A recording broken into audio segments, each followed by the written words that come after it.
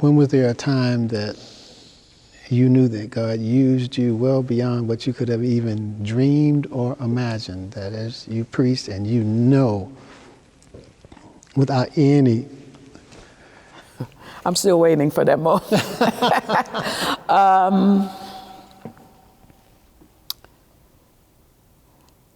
There is an occasion where I think I certainly sense the presence of God use me uniquely. Interestingly enough, it's the flip side of the story I just told you. Mm-hmm.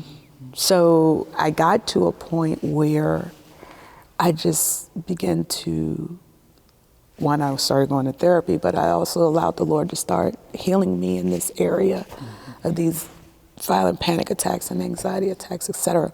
And I preached for Matt Watley at Kingdom Fellowship AME Church. And the sermon went, I was just closing with an illustration. Mm-hmm. And I was sharing a story, yet another story, of a time when I was driving down the highway and I was headed to a denominational meeting. And I had another violent panic attack.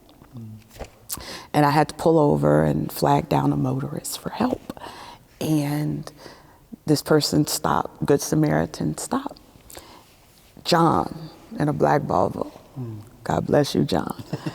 And he called the ambulance. But what John said to me in that moment is, breathe in, breathe out. And so he became like a breath coach in that moment. So I told that story at this preaching event, and I just decided to be transparent and just kind of share something about my own struggles.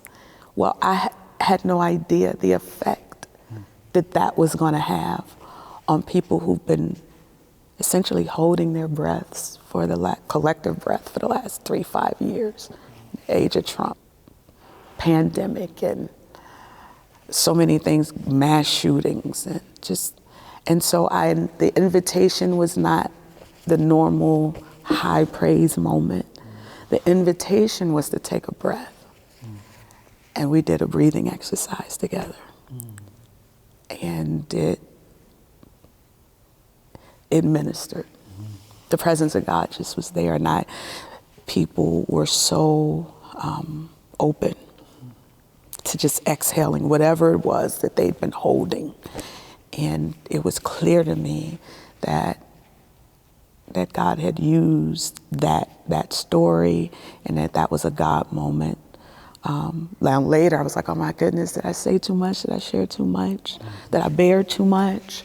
But the testimonies and the phone calls and the thank yous for giving me, and that's what I've learned about preaching, is that a lot of times we're giving people an invitation when we share some things to be human.